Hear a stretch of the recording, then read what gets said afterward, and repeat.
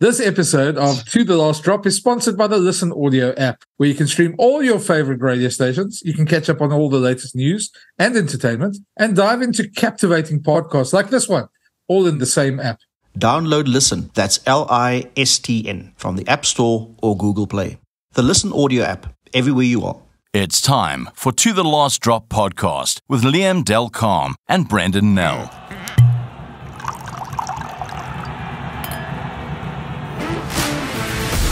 Welcome back. This is To The Last Drop. I'm Brendan Nell. I'm back. I was gone last week. Liam filled in very well for me. I listened to the episode. I quite enjoyed it there. Liam Delcalm's with me, and we've got a special guest today, all the way from Durban, World Cup winner Ox Nche. Welcome, Liam. Welcome, Ox. Yeah, I have to say, Ox, you still have that World Cup winning glow about you. I hope that lasts for a very long time. I think it's a lighting, Liam, man. I think it's a lighting. Now, Ox, obviously, I suppose the first question, I mean, we all saw what happened at the World Cup. We saw the impressive trophy tour afterwards. First of all, how did you survive that trophy tour? Because it looked extremely long and taxing in so many different ways, not just the length of it, but I'm sure there was some lubrication on the buses as well. And just, what have you been doing in your 3 weeks or 2.5 weeks that you've had off? Oh, yeah, the trophy, it was fairly taxing. I had a lot of fun. Probably tried to sleep at least 6 hours every single day, and that's how I kept going. And then, afterwards, when I came to Durban just to look at my places so far, and then went back home, and then, did a few things back home, and then, and went to Mpumalanga for some off time. Took a break, and then I came back to Durban. I know you guys have been away from home for a very long time, and obviously you used to touring. I mean, you toured in Super Rugby and obviously URC and so on, and now with the Blitzboks. This trophy tour, I take it there were moments where you longed for home just as much as you perhaps did in Auckland, or if you were in Cardiff or wherever.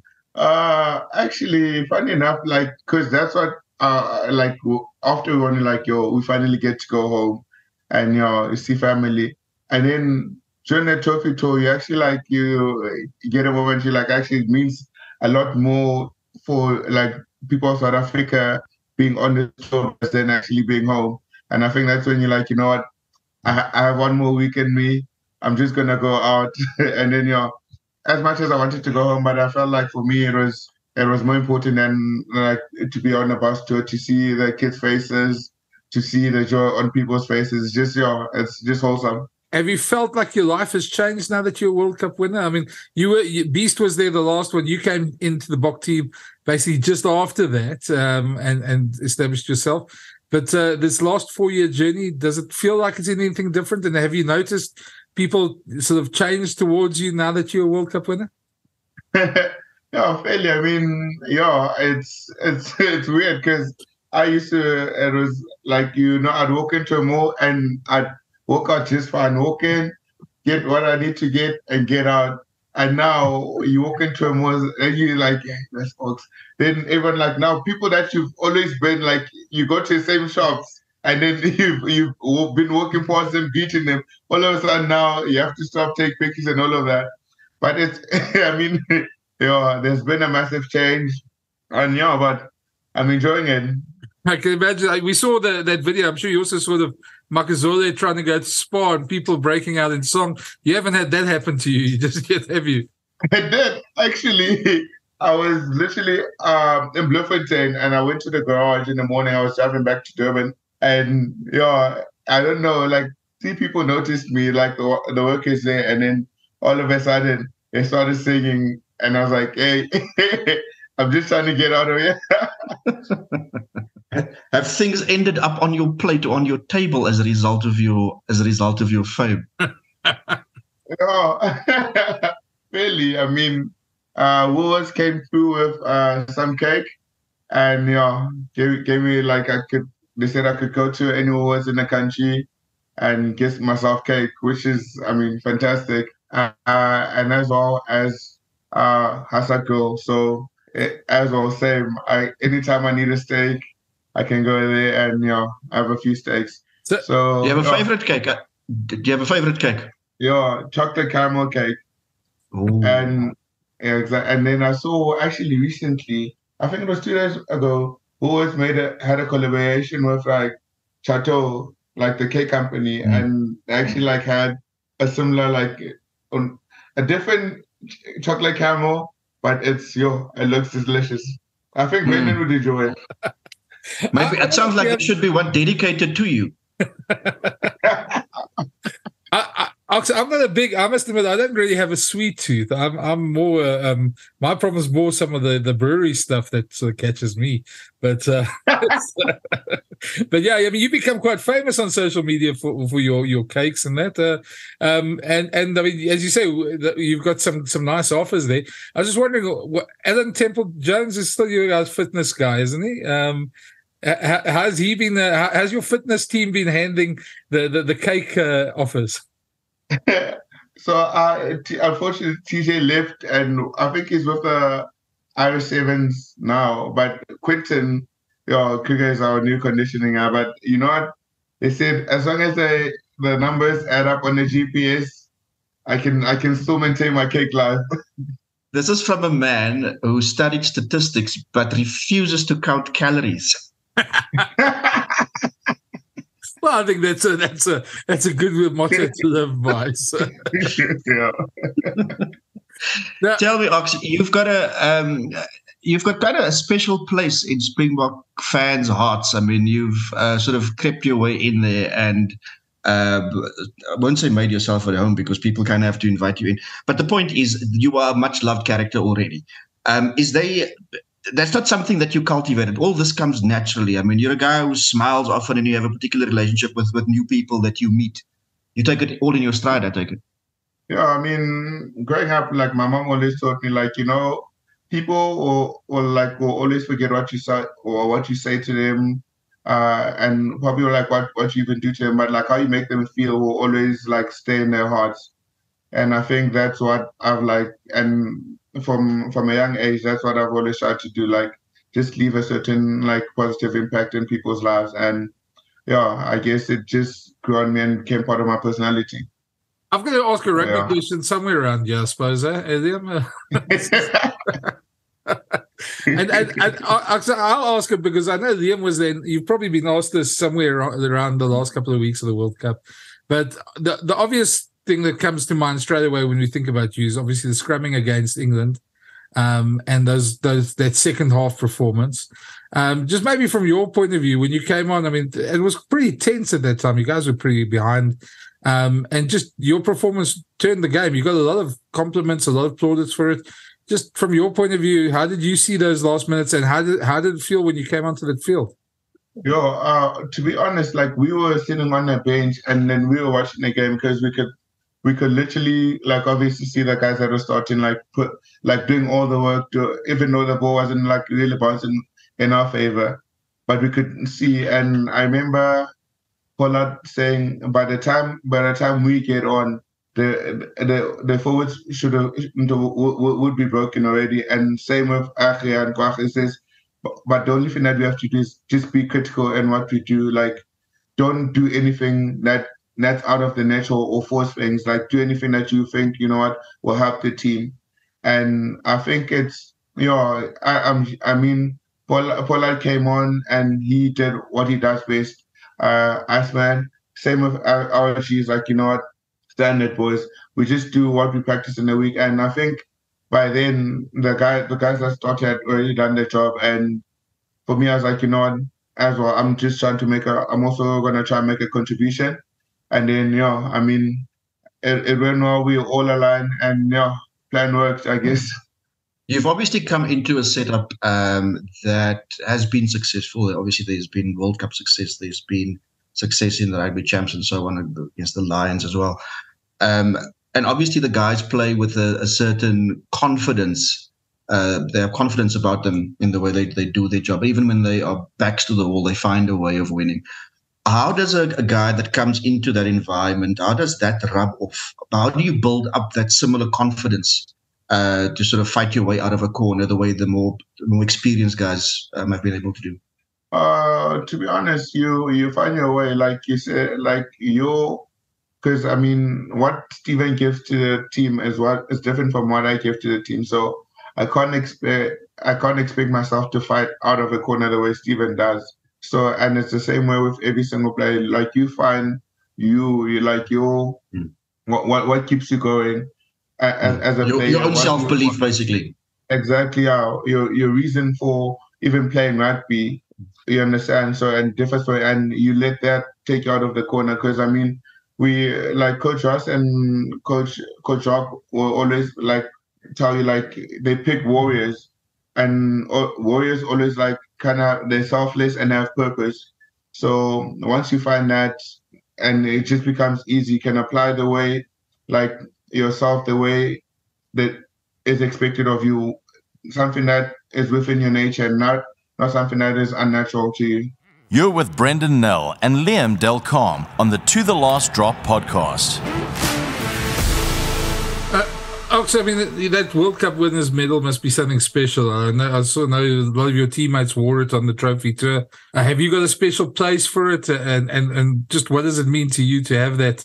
I mean, I know as a rugby player, you've got lots of awards and things, and probably a bit of a shrine, a trophy covered there somewhere in your house.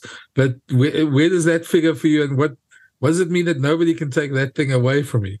It's on the top shelf. It's for me, it's being a part of history, being able like you said, and being like being a part of history, being in people's hearts, in the memories, and I think that's the most important thing for me, is the thing that, and it's on the top shelf. Like I don't think anything beats that.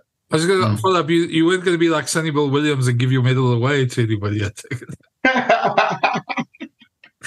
No, too precious at the moment. No, very precious. Ox, do you understand? Obviously, the winning the trophy is a big moment, and sort of going onto the podium and collect your medal, that's huge. But during the tournament, is there a standout moment for you? Do you have a favorite moment out of the? I don't know. You were away for how many? A lot of weeks.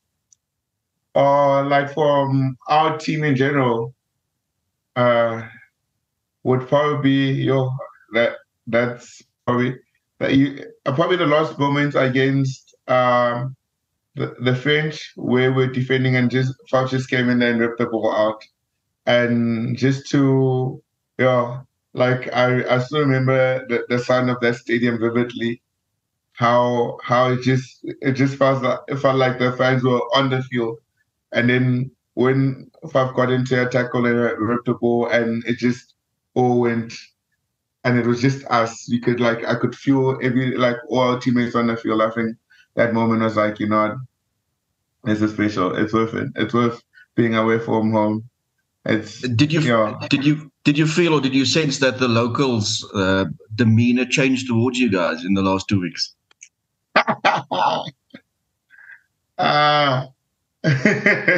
Yeah, I think naturally, they were pretty heartbroken, but that's all I have to say. Yeah, I had a few moments where you kind of had to sort of think twice before you identified yourself as being South African. Exactly. There were no offers of cake then from the French there for you then, obviously. There were. I just had my suspicions about having him. I can imagine. Just coming back to, obviously, the Sharks now. You've now been away. You've had some time off. Team's been struggling. Obviously, they haven't had the greatest start to the URC this year. And you guys get back. You come from the high of a World Cup final. One, it must be nice to be back in sort of familiar surroundings, but isn't that a bit difficult to come from that high back to playing sort of URC rugby again? How do you approach that? I mean, it's the same. So, like I've been asked that question before, and I say it's the same because, I mean, you, as a player, you kind of set a certain standard for yourself, and you want to perform a certain way, you want to leave a certain picture, obviously, with every single game you play. And for me, it's honestly saying, you know what, this I played at the World Cup, and from here, I need to just get better and apply myself more, and obviously help the team where I need to help them. And that's just my mindset. Do you feel that there is also more pressure, especially from the returning Springboks, for you guys to sort of pitch up and deliver from the first moment, given the position that the Sharks were in? And now obviously you guys are the high-profile players and you need to deliver. Not actually. Like, I mean, Coach Plummer is pretty honest. He's like, he's a straightforward guy, and he'll tell, like, he's honest with what is needed. And I think same with him. He says, you know what, do what you're good at and apply yourself wherever you can, help wherever you can, and obviously, just be patient and enjoy every single moment. The fact that the UFC is a long competition, it's a bit of a marathon. I take it teams can sort of take solace out of that, especially if you have a bad start. You know that this tournament is long enough for you to sort of build momentum and sort of redress the things that may have gone wrong for you earlier.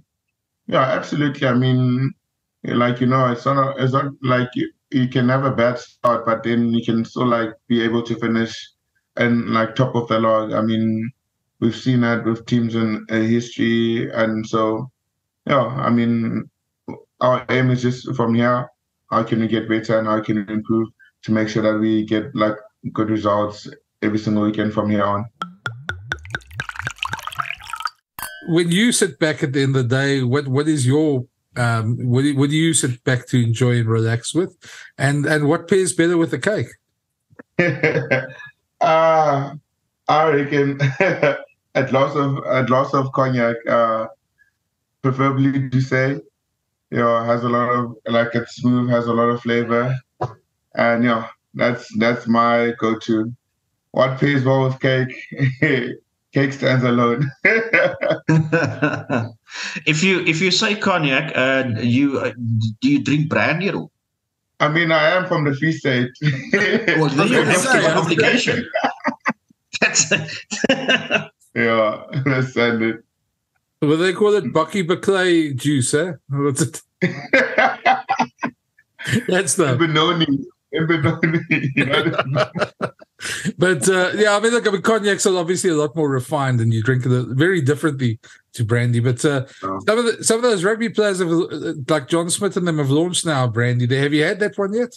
Avante. Yeah. I haven't actually. We got a few bottles. Like every player got a bottle, but I haven't opened it yet. Like, I just feel like it looks pretty. You like good. the box? The bottle. I like the bottle. So I mean, there seems to be a trend there. I mean, Trevor brought out his gin as well, and I mean, Malcolm and Stephen have got their Bomb Squad lager. When are we going to see Ox's? What's going to be your signature one? I don't know yet. Everything has its own timing. Just have to wait for the right time and see. Might probably like a bakery or something. I don't know. I seem to recall a shooter called what's it, a chocolate cake from my younger days. I think it's probably still doing the round. So best to investigate that. Sorry. I just might. Listen, thanks for your time. Obviously, it's a long season, and you've done other interviews today. Thanks for giving us some time. I hope it was fun for you. It was a lot of fun for us. And and good luck for the season. And I'm sure we'll chat to you sometime soon again. Absolutely. Thank you guys for having me here. And I enjoyed the interview, and enjoy the rest of your day as well, guys. Thanks, Ox. Thanks, Ox. We'll chat later. Cheers, man. Cheers. To the last drop, where try time and wine time go hand in hand. Welcome back, guys. We're back with a very special guest, Sandile Ngcobo, the Springbok Sevens coach. Of course, the Sevens, the revamped, reshaped, streamlined Sevens series starts again in Dubai this weekend, and then next week's the big one, the Cape Town Sevens. And Sandile, you're not in Dubai with the guys. Maybe just, we know why you're not there, but maybe just tell everybody on the pod why you're not there. Yeah, I miraculously injured myself while playing conditioning games with the boys. They were uneven, so I thought, well, just for this part, I'll jump in with the boys and throw the ball around. And I guess the tempo is too fast for me. These guys are too fast, and maybe I'm getting older. But I ruptured my Achilles in the process, and then I went for surgery. Are you okay? You on the road to recovery at least? Yeah, no, we're on the right path. I started physio yesterday, and swelling has went down. Stitches are dissolving. So, I'm actually on the right path. So, I should be good for Cape Town and Perth. What's the biggest challenge of not having the team in front of you, or you, or seeing them doing the things that they're supposed to be doing? What's the biggest frustration there? I guess it's more personal, not from a coach's point of view or trust point of view. I think I'm a hands-on person. I want to be there. I want to engage with the boys and ask them, how you feeling? Look at this. I'm on the field and we're talking about, we're basically engaging. And that's the tough part. That's, you can't be there and talk about it on the field as well. Maybe game day. Someone might look tired, but you quickly speak to him on the mic. It's like, I'm all good, coach, don't take me off, So that's the type of feeling that I won't have. But other than that, it's actually not hard because the bigger part of our prep was done, and I've got full trust on Philip Snyman because we're on the same page, exactly the same page. We everything that flows out of his mouth or my mouth is exactly what flows out of his mouth. So I'm pretty confident. Marius Kuman is there as well. So yeah. You guys are a pretty tight-knit group to begin with, but you came in last season, obviously with some high hopes. The team was already a bit of a downward. I won't say spiral's not the right word, but the trend was going a bit downward, and you had a lot of injuries, a lot of players leaving at the same time, almost like a perfect storm of what you didn't want to have coming into your first year. You've had to have a lot of, I'm sure you're bald, so I can't say you've got a lot of grey hairs, but I'm sure you've been tested and the anxiety levels have been a bit up over the last season, your first season in charge. Yeah, for sure. I think my character has been tested and my spiritual relationship has been tested in the past couple of months, last season. Luckily, I'm still married, so I guess my marriage is still strong, But it was pretty tough. It was pretty tough. There was a lot of work that we needed to do, and it actually, the bigger part, the big chunk of the revamping or renewing the team was off the field stuff. So guys not getting along, off the field issues that we needed to deal with, and whether it came from the past or was recent, we just needed to deal with that stuff. And you can just see it literally that stuff has just filtered away, and we're on the same page. And again, I don't know, the ego's the enemy. For the longest time, the Blitzboks, it was said that there's a strong culture and an ethos in that side, and that was one of the things that made the team tick. Has some of those things been compromised in this process, or is it just do you feel that this is an evolution that really needed to take place now? Yeah, no, for sure. I think, and it happens with everyone. I think Rossi has probably mentioned this too. He mentioned this. He mentions this in the change room all the time and in the boardroom to the boys. Everyone goes through it.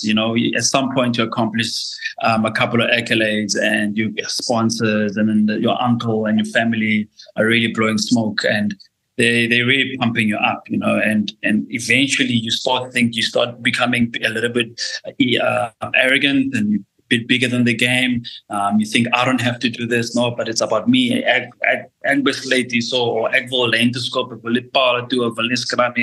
So that, all of that stuff. No, I want to live in a single room and not in a double room. So all of that stuff, it has to do with ego, and it builds up. It frustrates people, and that stuff gets carried over to the field. But I guess each and every rugby player goes through that. I think I went through that, and someone needed to humble me. So yeah, that's the stuff that we needed to get through, and just to realize that actually it's not about us. This culture is actually about South Africa. This culture is actually about the Springbok Sevens badge. That, do we really care about it? So it's got nothing to do with you. So that's been our whole talk. It's not about anyone else. It's literally about this badge and what the badge means to the country. So yeah. It was great. It was a great experience to be where we are right now from a culture point of view, to see how the guys cry and are vulnerable to each other and open up to each other, and they're fighting and they play with this attitude that they they're really hungry, and it's really good to see. Obviously, a lot of this stuff we don't see away. It's away from the field. It's in your private sort of spaces and such, and it's very easy for the public outside there just to look at the results and the disappointment of some of the tournaments last season and the World Cup in particular, and the fact that you guys haven't qualified for the Olympics as well at this moment. That's just from a personal level, that must have been extremely frustrating to have all that and that expectation on your back the whole time, because everybody expects you to be there in the top 3-4 sides in the world all the time.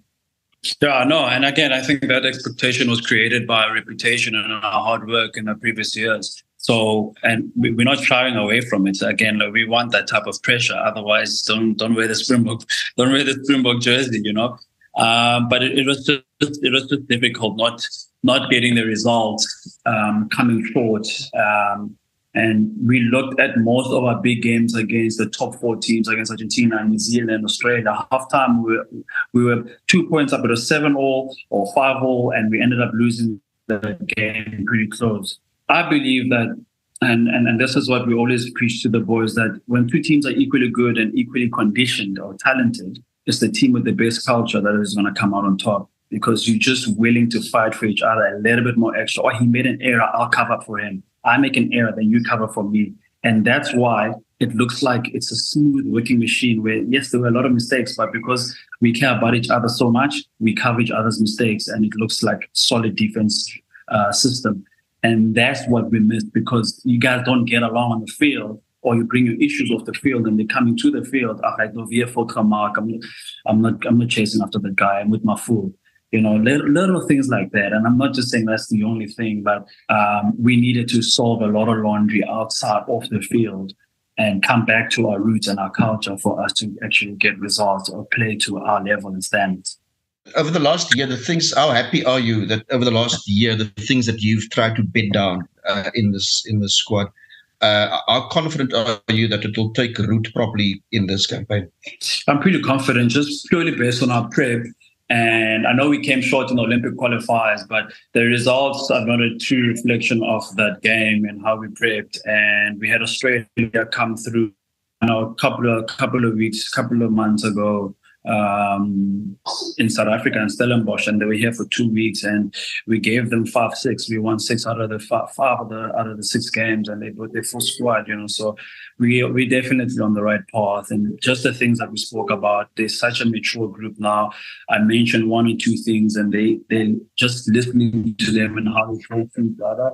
That tells you a lot. That tells you that we're on the right path, and that means that we've inflicted our discipline process, myself and Philly, and they know where's the line right now and what it takes to be in this team and play for the Springbok Sevens. I was going to ask is there clarification yet about your Olympic qualification? I mean, there is one more tournament, the repechage tournament. Are you guys allowed to go? Are you waiting to hear? What's the latest in that? As far as I'm concerned, I believe there's one more, and I didn't hear anything about us not being able to go and qualify. So yeah, that's something that Marius Skuman will clarify with us. But we literally changed our focus.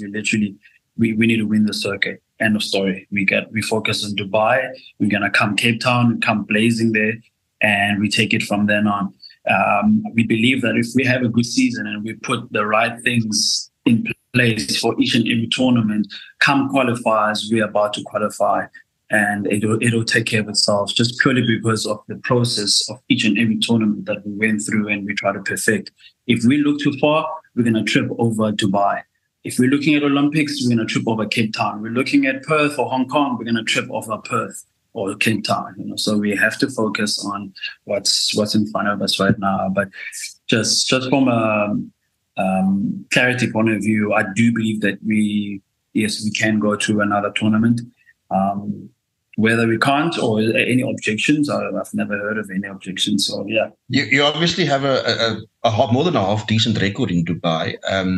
You met success there last year. How difficult is it after a tournament to sort of shut it all off and move on to the next, as the circus moves on to the next town?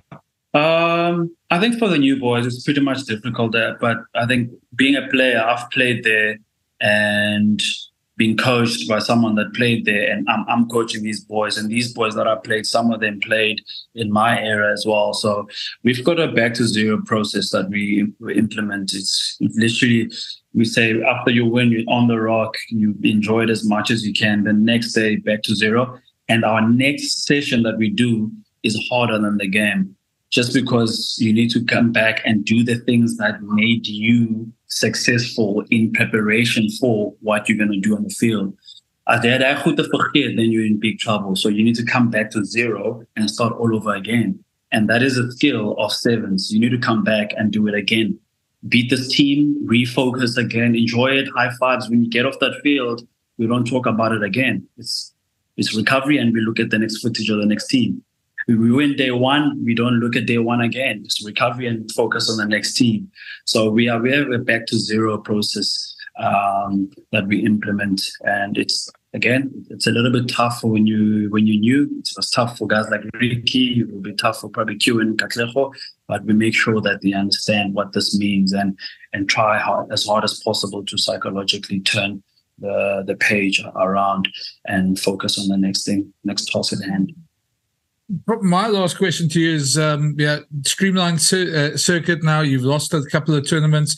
The travel's probably a little bit better. There's now a season finale now, big showpiece season finale. 2-day tournaments instead of 3 in a lot of the cases, especially Cape Town. Better, worse, obviously less room for error in that situation as well.